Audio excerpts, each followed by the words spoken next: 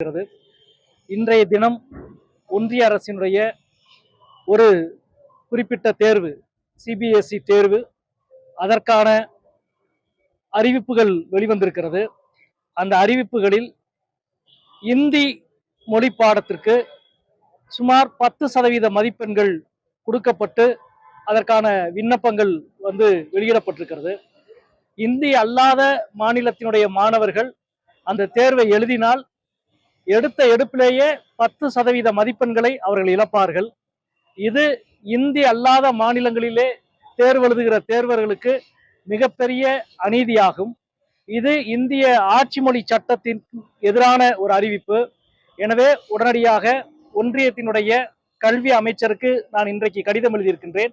இந்த அறிவிப்பாணை திரும்ப பெற வேண்டும், இந்த தேர்வினுடைய விதிமுறைகள் மாற்றி அமைக்கப்பட வேண்டும் என்று கேட்டு இன்றைக்கு ஒன்றிய நிதியமைச்சர் தர்மேந்திர பிரசாத் அவர்களுக்கு நான் கடிதம் எழுதியிருக்கின்றேன்.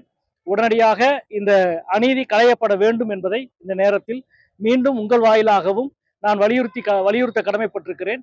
இந்தி அல்லாத மாநிலங்கள், குறிப்பாக தென் மாநிலங்கள், அதிலும் குறிப்பாக தமிழ்நாட்டு மாணவர்கள் மிக கடுமையாக பாதிக்கப்படுகிற ஒரு சூழலை இந்த தேர்வு அறிவிப்பு என்பது ஏற்படுத்தி இருக்கிறது என்பதை தெரிவித்துக் கொள்கிறேன். ஸ்ட்ராங்கான ஆப்போனன்ட் இருக்குது, இதுக்கு மத்தியிலும் இது போல தொடர்ந்து அப்படிங்கிற விஷயத்துக்கு பார்க்கறது எதிரானதான். அதுதாங்க, அதாவது இந்த தேர்தல் முடிவை பாஜக எந்த பாடமும் கற்றுக்கொள்ளவில்லையோ என்ற ஐயத்தை தான் தொடர்ந்து கடந்த 15 நாட்களாக நாம் பார்க்கிறோம். அது உங்களுக்கு தெரியும், சபாநாயகர் தேர்விலும் அதுதான் எதிரொலித்தது. முதலிலே துணை சபாநாயகர் பொறுப்பு எதிர்க்கட்சிக்கு வழங்க தயாராக இருப்பதை போன்ற ஒரு சூழலை ஏற்படுத்திவிட்டு மீண்டும் எதிர்க்கட்சியோடு எந்த விதமான பேச்சுவார்த்தையும் நடத்தாமல் அவர்களே வேட்பாளரை அறிவித்தது என்பதும், அதே போல நாடாளுமன்றத்தில் நிகழ்ந்த நிகழ்வுகளையும் நாம் பார்த்தோம். அவற்றின் தொடர்ச்சி தான். ஏற்கனவே என்ன நடைமுறையை நாங்கள் பின்பற்றுகிறோமோ அதில் எந்த மாற்றமும் செய்ய போவதில்லை என்பதை போலத்தான் அவருடைய நடவடிக்கை இருக்கிறது.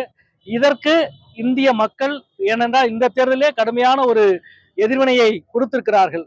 அயோத்தியிலே அவர்கள் தோல்வியடைய செய்திருக்கிறார்கள். சித்திரக்கூடத்திலும் பாஜகவுக்கு பாடம் பெற்றுக்கிட்டு கொடுத்திருக்கிறார்கள். ராமர் பிறந்த இடம் அயோத்தி, ராமர் அதிகமாக வனவாசம் செய்த இடம் சித்திரக்கூடம். இந்தியாவிலேயே ராமர் கோவில் அதிகமாக இருக்கிற இடம் சித்திரக்கூடம்.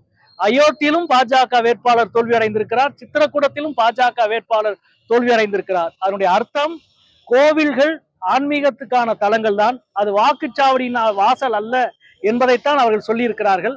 எனவே உண்மையான மக்கள் பிரச்சனைக்கு முகம் கொடுத்து ஒரு நல்லாட்சியை உருவாக்குங்கள் என்பதுதான் மக்கள் கொடுத்திருக்கிற தீர்ப்பு. ஆனால் மீண்டும் மீண்டும் கடந்த கால பணியையே பாணியையே அவர்கள் தொடர்வது என்பதைத்தான் இவைகள் எல்லாம் காட்டுகிறது. பெரும் எதிர்வினையை கொடுத்திருந்தாலும் கூட தொடர்ந்து இது போன்ற போக்குங்கிறது ஜனநாயகத்தின் அளவுக்கு பேராபத்து. நிச்சயமாக எதிர்கட்சியினுடைய குரல், ஜனநாயகத்தின் குரல், அரசியல் சாசனம் கொடுத்திருக்கிற சட்ட மரபுகள், இவைகள் எல்லாம் காப்பாற்றப்பட வேண்டும். ஆனால் காப்பாற்றப்படுவதற்கான ஒரு சூழல் பாஜகவால் தொடர்ந்து சிதைக்கப்பட்டு கொண்டிருக்கிறது. அதுதான் இன்றைக்கு உங்களுக்கு தெரியும், 3 சிறப்பு சட்டங்கள், அதை அமுல்படுத்துற விஷயத்திலே கூட நீதிமன்றத்தின் குரலோ வழக்கறிஞர்களின் குரலோ இந்தியா முழுக்க இருக்கிற மக்களின் குரலோ கேட்கப்படவில்லை. நாடாளுமன்றத்திலும் அந்த சட்டங்கள் குற்றவியல் சட்டங்கள், தடையச் சட்டங்கள் உள்ளிட்ட சட்டங்களினுடைய பெயர்களை மாற்றுகிற பொழுது கூட எதிர்கட்சிகள் எல்லாம் போராடி கொண்டிருந்தோம். இன்னும் சொல்ல போனால் 150க்கும் மேற்பட்ட எம்பிக்கள் இடைநீக்கம் செய்யப்பட்ட காலத்தில் எந்த விவாதமும் இல்லாமல் 140 கோடி மக்கள் தொகை கொண்ட ஒரு நாட்டினுடைய குற்றவியல் சட்டங்களையே மாற்றுவது என்பது முற்றிலும் ஜனநாயகத்துக்கு எதிரான ஒரு செயல். அதை திரும்ப பெற வேண்டும் என்றுதான் இந்தியா முழுவதும் இன்றைக்கு நீதிமன்றங்களிலும் போராட்டங்கள் நடந்து கொண்டிருக்கிறது, அனைத்து மக்களிலும் போராட்டம் நடந்து கொண்டிருக்கிறது. அரசு அந்த சட்டங்களை திரும்ப பெற வேண்டும் என்று கேட்டுக்கொள்கிறேன். நன்றி. நாடாளுமன்றத்துல பட்ஜெட் தாக்கல் பண்றதுக்கான ஏற்பாடுகள் நடந்துட்டு தமிழகத்தினுடைய தேவை தொடர்ந்து புறக்கணிக்கப்பட்டிருக்கிற நிலையில இப்போ புதுசா அமைஞ்சிருக்கிற அரசு எதை செய்யணும்னு இப்ப இந்த கூட்டத்துல கூட சொன்னாங்க, மதுரையிலிருந்து கோவைக்கு பகல் நேரத்திலான ரயில் தடங்கள், ரயில் பயணத்துக்கான புதிய ரயில்கள் இயக்கப்படவில்லை. ஏறக்குறைய அகல ரயில் பாதை உருவாக்கப்பட்டு 10 ஆண்டுகள் ஆகிவிட்டது. நீங்க ரயில் பாதையானாலும் சரி, 4 வழிச்சாலையானாலும் சரி, வட மாநிலங்களை ஒப்பிடுகிற பொழுது மிக மிக பின்தங்கிய மாநிலமாக தென் மாநிலங்கள் இருக்கிறது, குறிப்பாக தமிழ்நாடு இருக்கிறது.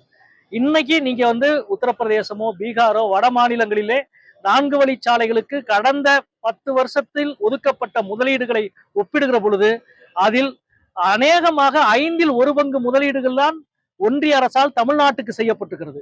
எனவே அந்த பாக்கிகள் கழிக்கப்பட வேண்டும், நேர் செய்யப்பட வேண்டும். தமிழ்நாட்டுக்கான முதலீடு அனைத்து வகையிலும் அதிகரிக்க வேண்டும். குறிப்பாக ரயில்வே துறை, அதே போல கட்டுமான துறைகள். 10 ஆண்டுகளுக்கு முன்பு நீங்க கடந்த முறை நட்டா அவர்கள் சுகாதாரத்துறை அமைச்சராக இருந்த பொழுது மதுரை எய்ம்ஸ் அறிவிக்கப்பட்டது. அதுக்கு பிறகு அடுத்த முறை அவர் பாஜகவின் தலைவராகி ஒரு முழு டேர்ன் முடிச்சுட்டு மீண்டும் இப்போது சுகாதாரத்துறை அமைச்சராக இருக்கிறார். அவர் எந்த புள்ளியில் ஆரம்பிச்சாரோ அதே புள்ளியில் தான் மதுரை எய்ம்ஸ் இன்னைக்கும் இருக்கிறது. இந்த பட்ஜெட்டிலாவது அதற்கு முழு நிதி ஒதுக்க வேண்டும். தமிழ்நாட்டுக்கான முழுமையான நிதி இந்த பட்ஜெட்டிலே ஒதுக்கப்பட வேண்டும். கார்ப்பரேட்டுகளுக்கான சலுகைகள் குறைக்கப்பட வேண்டும். செல்வ வரி அதிகரிக்கப்பட வேண்டும். கார்ப்பரேட் வரி அதிகரிக்கப்பட வேண்டும். ஏழை எளிய நடுத்தர மக்கள் பாதிக்கப்படுகிற கொள்கைகளை, குறிப்பாக வணிகர்கள் ஜிஎஸ்டி என்ற பெயரில் நிகழ்ந்து கொண்டிருக்கின்ற இந்த வரி பயங்கரவாதத்திலிருந்து வணிகர்கள் காப்பாற்றப்பட வேண்டும் என்று கேட்டுக்கொள்கிறேன்.